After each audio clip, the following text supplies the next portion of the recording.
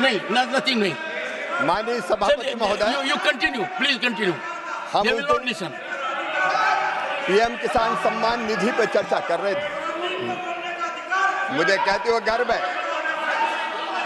कांग्रेस ने किसान को प्रत्यक्ष सहायता की बात तो की, लेकिन कभी प्रधानमंत्री किसान सम्मान निधि जैसी योजना कांग्रेस ने नहीं बनाई। माननीय सभापति महोदय, ये बनाई तो हमारे प्रधानमंत्री नरेंद्र मोदी जी ने।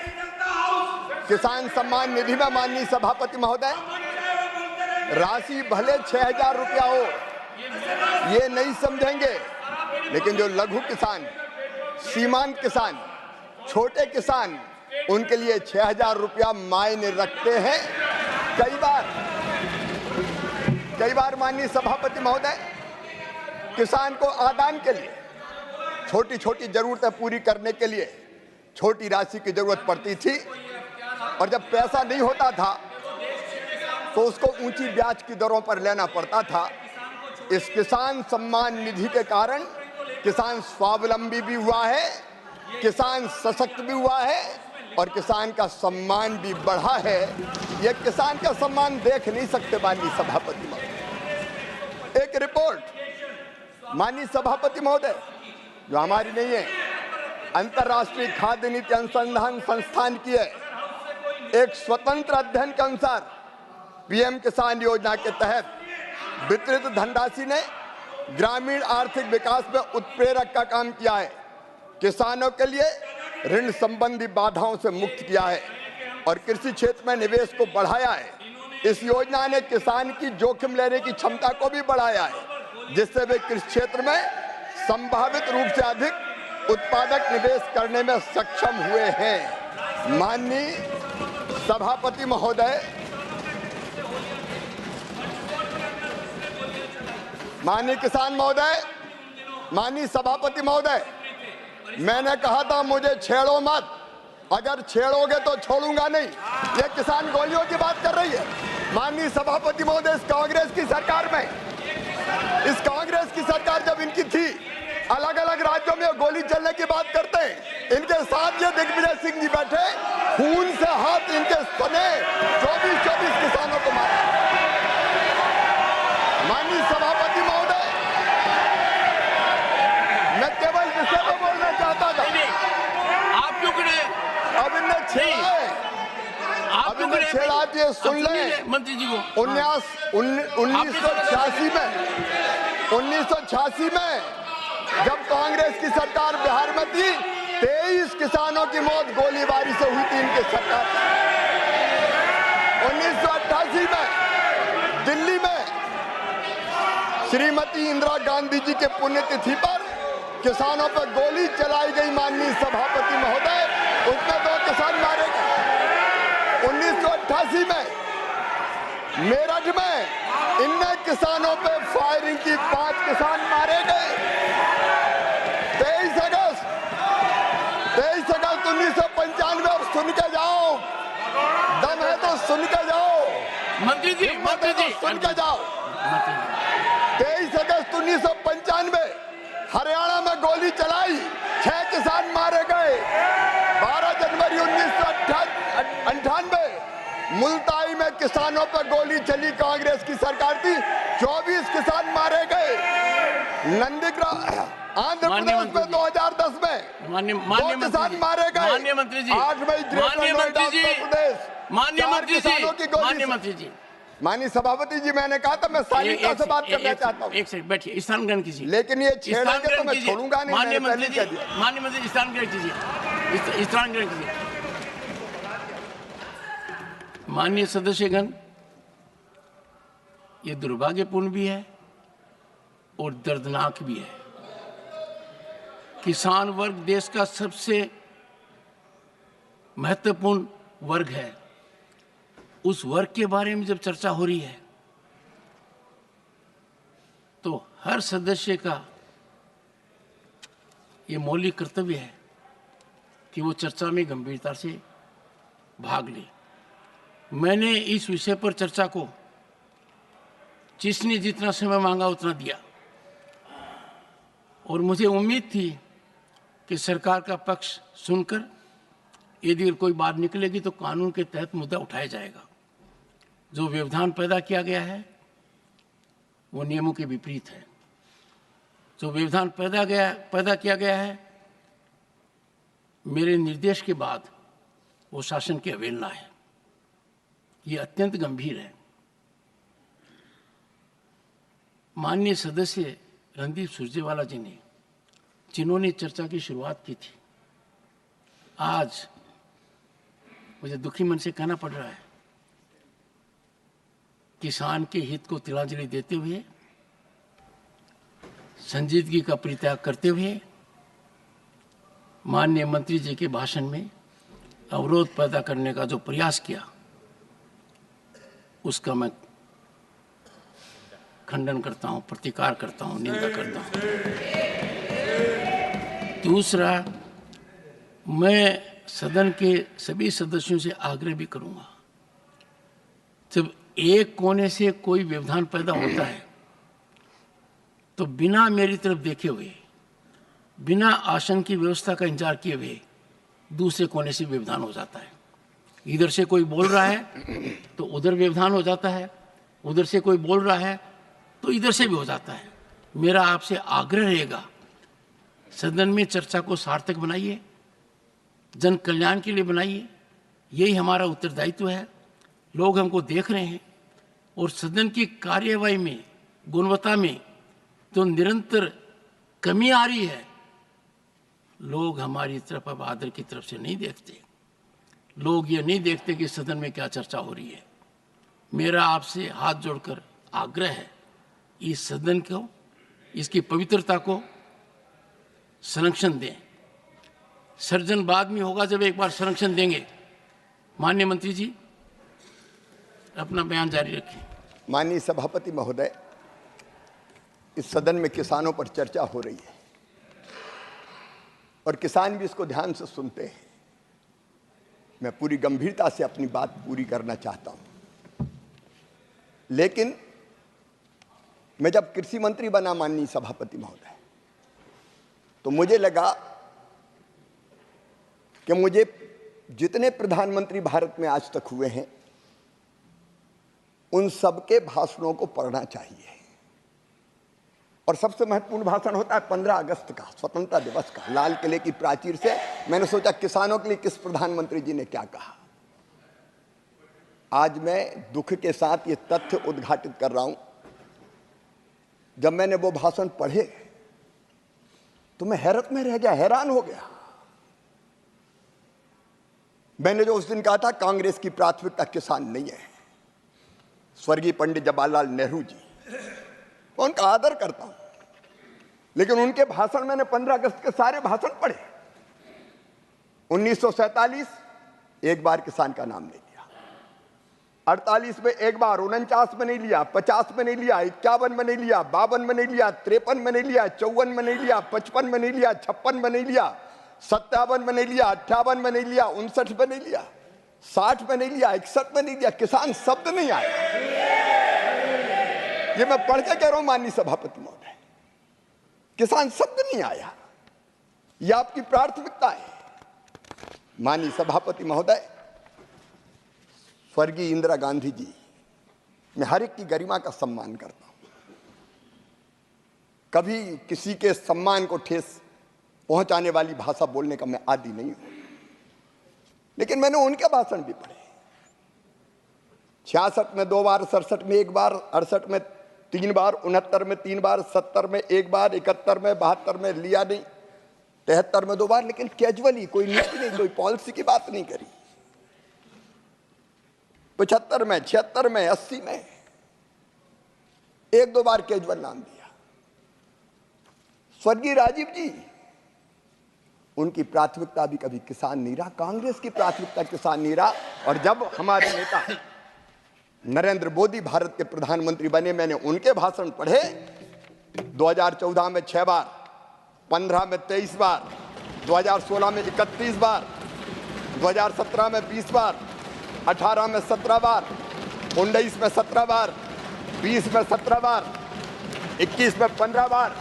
अब भाषण उठा के देखिए, किसान का नाम, खेती को प्राथमिकता, और माननीय सभापति महोदय, जो बात दिल में होती है जवान पे वही आती है। इनके दिल में किसान नहीं था, नरेंद्र मोदी जी के दिल में किसान था, इसलिए जुबान पे किसान बार बार आता। पर मैं एक बात और कह के अपनी बात फिर किसान पर ही केंद्रित करूंगा। मुझे किसी को गाली देना अच्छा नहीं लगता, मैं कभी आलोचनाओं में विश्वास नहीं करता, लेकिन नाटक से किसान की जिंदगी नहीं बदलेगी।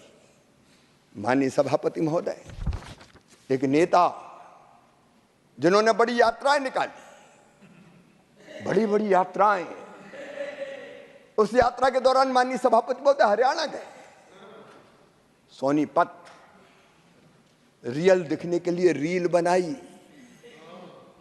खेत में एक पुराना वीडियो देख रहा था मैं, सभापति महोदय 2023 का वीडियो है सोनीपत का। अचानक एक खेत में पहुंच जाते हैं, किसानों से ज्यादा वहां कैमरामैन थे, कैमरे पहले से फिक्स थे, कहां फोकस किए जाएंगे तय था। 2 लोग पकड़ के उनको खेत में ले जा रहे हैं। खेत में पहुंचने के बाद उनको पता नहीं खेत में करना क्या है, तो वहां पूछ रहे हैं कैमरामैन से कैसे खड़े होना है, क्या करना है, क्या करना है। माननीय सभापति महोदय, मेरे पास उसकी ये पूरी की पूरी वीडियोग्राफी की सीडी है। ये मैं सभा के पटल पर रखना चाहता हूं। माननीय ऑथेंटिकेट कीजिए और सदन के पटल पर मैं ऑथेंटिकेट करके सदन के पटल पर रखता हूं। ये नाटक करते हैं किसान के नाम पे। इसके टेक्स्ट कहां खड़ा होना है, क्या सभापति महोदय during course of the day जी ये रख दीजिए। कहां खड़ा होना है, कैमरे लगाओ, लोग देख लें कि हम किसान हैं। जब इनको हल भेंट किया जाता तो ये पूछते ये है क्या। और एक स्वर्गीय प्रधानमंत्री जी ऐसे हुए हैं कि जिनने जब देखा कि लाल मिर्ची के दाम हरी मिर्ची से दादा है तो उन्होंने कहा किसानों ये लाल मिर्ची क्यों नहीं उगाते। ये खेती की बात करेंगे माननीय सभापति महोदय, ये किसानी की बात करेंगे। जहां चर्चा करने हो कर ले। मैं किसान का बेटा भी हूं और खुद भी किसान हूं, खेती करता हूं। और तो मैं कह रहा था किसानों के बारे में भाजपा ने सोचा, हमारे प्रधानमंत्री नरेंद्र मोदी जी ने सोचा। माननीय सभापति महोदय, आप खुद किसान हैं, हम समझते हैं। टोडरमल जी के जमाने से किसानों के सारे अभिलेख व्यक्ति संधारित करता था, पटवारी, रेवेन्यू का अमला। अंग्रेज आए, उनने वो प्रथा जारी रखी, कांग्रेस में वो प्रथा जारी रही। मैं सबको बेईमान नहीं कहता, लेकिन अगर सब पटवारी खराब नहीं है, लेकिन कोई के मन में आ जाए रिकॉर्ड में हेरा फेरी करनी है, तो कई बार हमने देखा धन्ना की नाम जमीन पन्ना के नाम चली गई। रामलाल बेचारा खेती कर रहा है, बरसों बाद पता चला ये जमीन तो श्यामलाल की हो गई। एक ने अनेकों घोटाले होते थे, जिंदगी भर कोर्ट में मामले चलते थे। अब ये चीजें कांग्रेस को समझ में नहीं आ सकती। माननीय सभापति महोदय, अगर फसल खराब हो जाए किसान की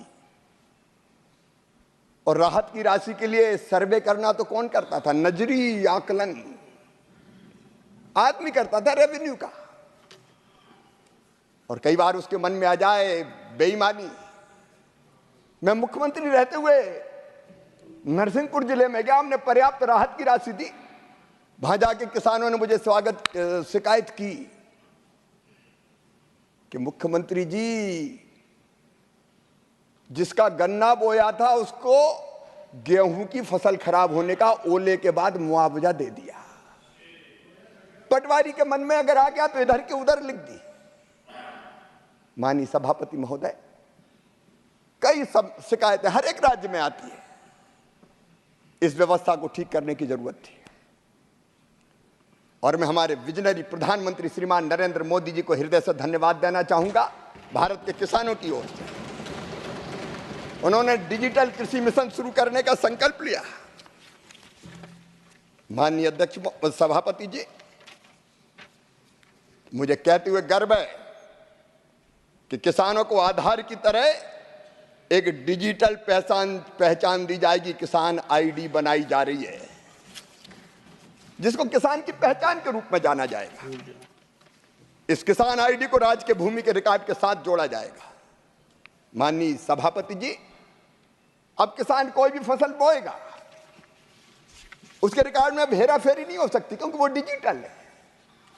आदमी गड़बड़ नहीं कर सकता। और फसल अगर बोई गई है तो बोने के बाद जैसी फसल आती है, मोबाइल से वीडियोग्राफी करके उसको सुरक्षित कर दिया जाएगा, ताकि कोई फसल कौन सी बोई है उसमें गड़बड़ ना कर सके। और किसानों के नुकसान का आकलन अब हम ये व्यवस्था बना रहे हैं कि आदमी नहीं करेगा, व्यक्ति नहीं करेगा, सीधे रिमोट सेंसिंग के माध्यम से होगा। जैसा नुकसान होगा वो 100% वैसे ही आ जाएगा और किसान को पूरा, जो पात्र किसान है, पूरी राहत दी जाएगी। ये डिजिटल कृषि मिशन का हम प्रारंभ कर रहे हैं। माननीय सभापति महोदय, खेती के लाभ को अगर बढ़ाना है तो होलिस्टिक दृष्टिकोण अपनाना पड़ेगा। मेरे प्रधानमंत्री जी ने मुझे निर्देश दिया कि बैठ के सोचो, खेती और खेती से संबंधित सारे विभाग एक दिशा में कैसे सोचे। विभाग अलग अलग हो सकते हैं सभापति जी, लेकिन हम जानते हैं केमिकल फर्टिलाइजर विभाग अलग है, लेकिन खेती से उसका संबंध है। जल शक्ति विभाग अलग है, खेती से संबंध उसका है। और इसलिए सरकार यह प्रयास कर रही है कि अलग अलग विभाग, चाहे वो एनिमल हस्बेंड्री हो, फिशरीज हो, हॉर्टिकल्चर हो, ये मिलके प्लानिंग करें, एक दिशा में चलें, ताकि हम खेती में लाभ को और ज्यादा बढ़ाने का काम कर सकें। एकीकृत दृष्टिकोण ये सरकार अपनाएगी। मोदी है तो मुमकिन है। माननीय सभापति जी, हम कृषि का विविधीकरण करते हैं। माननीय सभापति महोदय, केवल अनाज की खेती नहीं, फलों की खेती, फूलों की खेती, सब्जियों की खेती, औषधि खेती, एग्रो फॉरेस्ट्री, और उसके साथ साथ माननीय सभापति महोदय, पशुपालन, अनेकों प्रकार, मधुमक्खी पालन, अनेकों प्रकार के काम को जोड़ के छोटे और सीमांत किसानों को भी ज्यादा लाभ कैसे हो सके, उसकी योजना ये सरकार बना रही है। मुझे कहते हुए खुशी है माननीय सभापति महोदय, आईसीआर ने अलग अलग एग्रो क्लाइमेटिक जोन के आधार पर विभिन्न जलवायु क्षेत्रों में 74 एकीकृत कृषि प्रणाली विकसित की है। हम ये प्रयत्न कर रहे हैं माननीय सभापति महोदय कि छोटा किसान, 1 हेक्टेयर का किसान, क्योंकि जोत के आकार काफी छोटे हैं हमारे देश में, वो उसमें कैसे लाभ कमा पाए। वो केवल अनाज नहीं, बाकी फसल भी लगाए, उसके साथ सहायक काम भी चलाए। इसका एक मॉडल बनाए, हम मॉडल फार्म बना रहे हैं और किसान को एजुकेट करेंगे कि 1 हेक्टेयर में भी फायदे की खेती करना है। तो यही एक मॉडल है, किसान देख के सीखेगा। और एक बात और माननीय सभापति महोदय, केमिकल फर्टिलाइजर का उपयोग हमारे अन्न के भंडारों को भरने के लिए वरदान साबित हुआ। लेकिन आज मैं आपके माध्यम से सभापति महोदय कहना चाहता हूं कि केमिकल फर्टिलाइजर का उपयोग अंधाधुंध हो रहा है और इसके कारण फसलों पे उसका कुप्रभाव पड़ रहा है। माननीय सभापति महोदय, मैं थोड़ी तकलीफ के साथ कहना चाहता हूं, केमिकल फर्टिलाइजर जरूरी है, लेकिन एक सीमा से अधिक उपयोग हमारी फसलों को भी खराब करता है। कई राज्य ऐसे हैं कि कैंसर एक्सप्रेस जैसी ट्रेनें चल जाती हैं और हमारी भूमि के स्वास्थ्य को भी खराब कर रहा है। उर्वरा शक्ति कम हो रही है, मित्र कीट मारे जा रहे हैं। सभापति महोदय, इस समय बरसात के समय हम देखते थे, एक जमाने में जो गांव में रहते कितने केंचुए आते थे। ये केंचुए सबसे बड़े उर्वरक है। ये धरती में नीचे जाते थे, ऊपर आते थे, उर्वर बनाते थे। और वो मिट्टी खाते थे और मिट्टी जब बाहर देते थे तो वो भी खाद का काम करती थी। अब केंचुए समाप्त हो गए, अब समय आ गया है। मैं प्राकृतिक खेती के बहुत विस्तार में नहीं जाऊंगा, लेकिन समय आ गया है तब हमको उत्पादन बनाए रखते हुए, उत्पादन बढ़ाते हुए हमको सोचना पड़ेगा प्राकृतिक खेती के बारे में। मैं प्रधानमंत्री नरेंद्र मोदी जी की तरफ जानता हूं।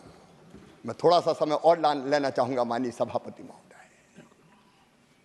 माननीय सभापति महोदय, एक दिन प्रधानमंत्री जी जब मैं मुख्यमंत्री था मुझे फोन किया, रीवा आने वाले थे मध्य प्रदेश में, और मुझे फोन करके ये कहा कि एक छोटी नाटिका बने जिसमें एक बेटी धरती बने, और अधिक केमिकल फर्टिलाइजर के उपयोग के कारण वो धरती कहे कि मैं तुम्हारी मां हूं, आखिर कितना केमिकल फर्टिलाइजर डालोगे।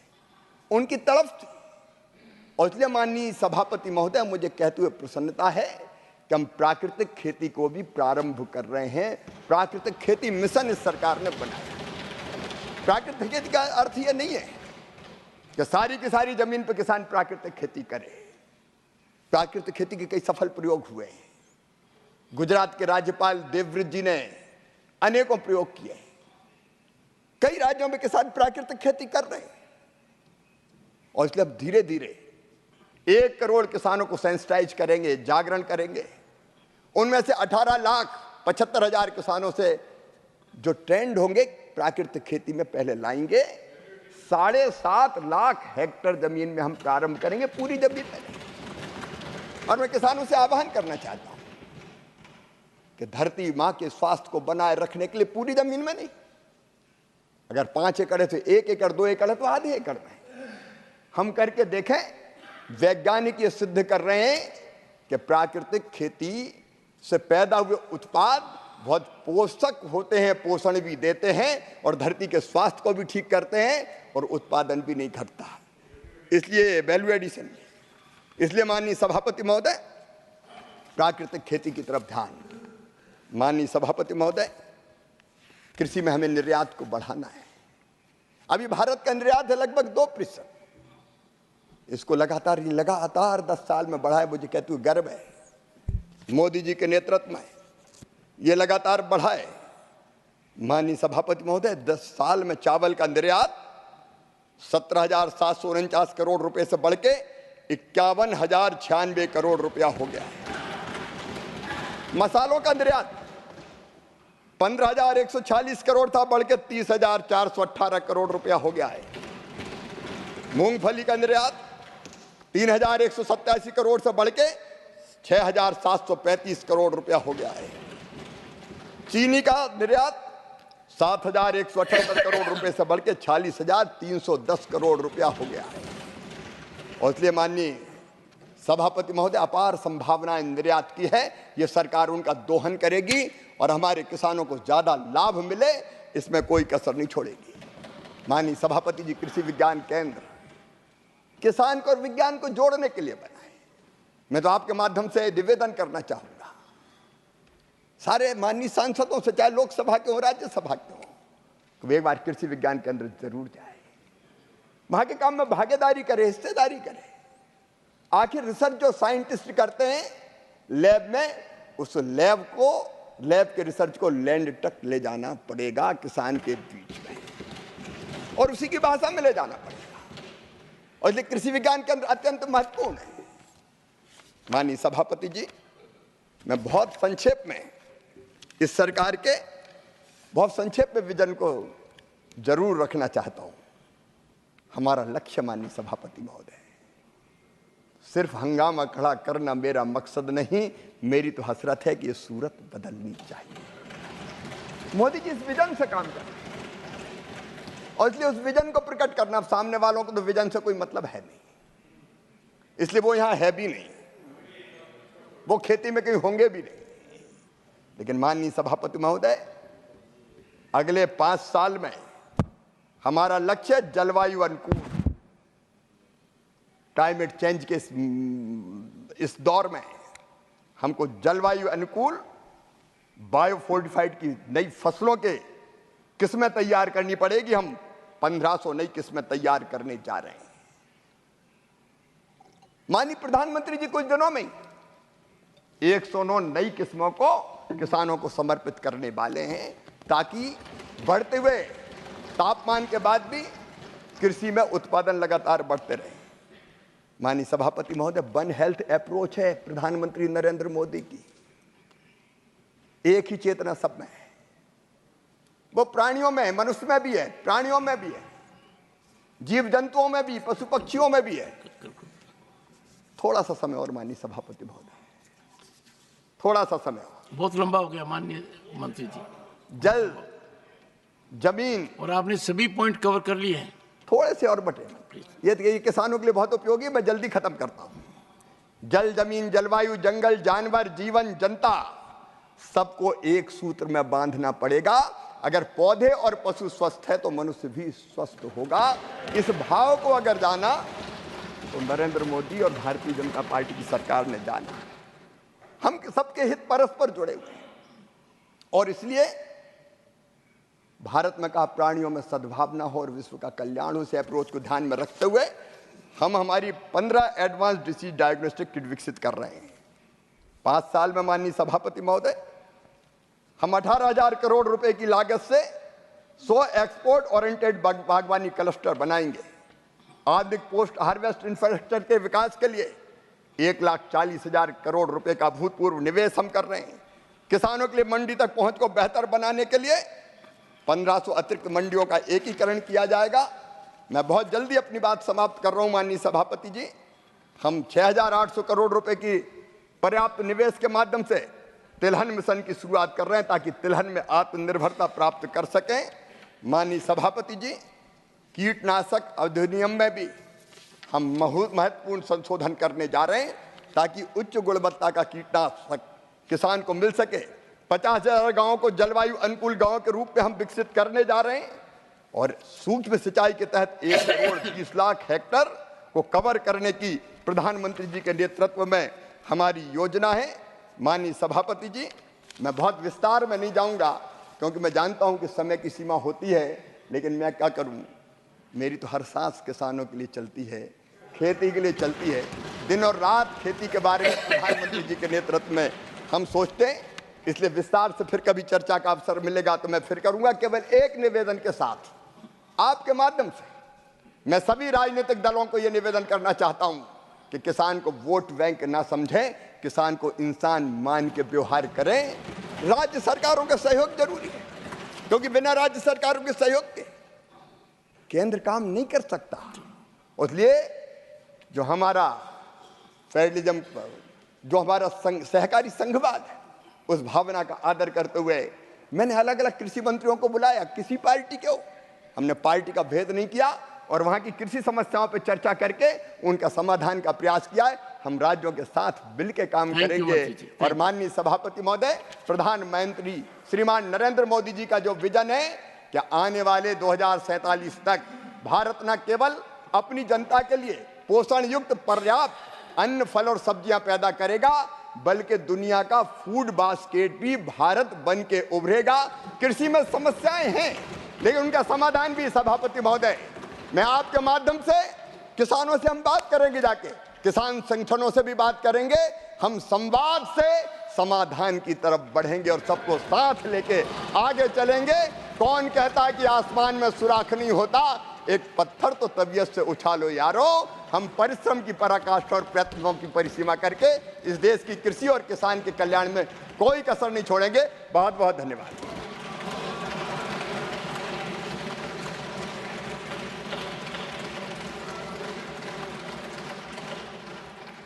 माननीय मंत्री जी, किसान के दिल में घुस जाइए, और जो भी समाधान बाकी है अविलंब उसका निराकरण हो। ये देश के हित में है, देश के विकास में बहुत सहायक होगा। मैं मानकर चलता हूँ कि आप अपने मंत्रालय में पहली बार शुरुआत कर रहे हैं, इससे बड़ी प्राथमिकता कोई देश के लिए हो नहीं सकती। माननीय सदस्यगण, ಕೂತಲ್ಲೇ ಕಾಸು ಮಾಡಬೇಕಾ? ಸ್ಟಾಕ್ ಮಾರ್ಕೆಟ್ ಟ್ರೇಡಿಂಗ್ ಮಾಡ್ತೀರಾ? ನಿಮಗೆ ಪ್ರಾಫಿಟ್ ಪಕ್ಕಾ fix. Stock fact app download ಮಾಡಿಕೊಳ್ಳಿ. Basic to advance stock expert ನೀವಾಗ್ತೀರಿ. 3 ಮಂತ್ಸ್ ಕಂಪನಿಗಳ ರಿಸಲ್ಟ್, ಕ್ರೆಡಿಟ್, ಇನ್ಕಮ್ ಎಲ್ಲವೂ ನಿಮ್ಮ ಅಂಗೈಯಲ್ಲಿ. ಟೆಕ್ನಿಕಲ್ ಮಾಹಿತಿ, ಕ್ಯಾಂಡಲ್ ಸ್ಟಿಕ್, ಇಂಡಿಕೇಟರ್ಸ್ ಮಾಹಿತಿನೂ ನಿಮಗಿರುತ್ತೆ. Fundamental plus technical pin to pin details ನಿಮಗೆ ಸಿಗುತ್ತೆ. Market analysis ಕಲಿತೀರಾ? ಷೇರು ಮಾರುಕಟ್ಟೆ ಅಡ್ವಾನ್ಸ್ ಡೀಟೇಲ್ ನಿಮಗೆ ಸಿಗುತ್ತೆ. ಮಾರ್ಕೆಟ್ ಹಣ ಮಾಡೋ ಟ್ರೆಂಡ್ ಕ್ಷಣ ಕ್ಷಣಕ್ಕೂ ಅಪ್ಡೇಟ್ ಆಗುತ್ತೆ. ಷೇರು ಪರ್ಚೇಸ್, ಫ್ಯೂಚರ್ ಆಪ್ಷನ್ಸ್, ಹೂಡಿಕೆಗೆ ಬೆಸ್ಟ್ ಮೆಂಟರ್ ಈ ಸ್ಟಾಕ್ ಫ್ಯಾಕ್ಟ್ ಆ್ಯಪ್. ಇನ್ಯಾಕೆ ತಡ, ಬೇಗ ಆ್ಯಪ್ ಡೌನ್ಲೋಡ್ ಮಾಡಿಕೊಳ್ಳಿ. ಮಾರ್ಕೆಟಿಂಗ್ ಕಿಂಗ್ ಆಗಿ ದುಡ್ಡು ಮಾಡಿ. ನಿಮಗೆ ಬಿಟ್ಟಿ ಅಡ್ವೈಸ್, ಫುಲ್ ಫ್ರೀ ಅಡ್ವೈಸ್.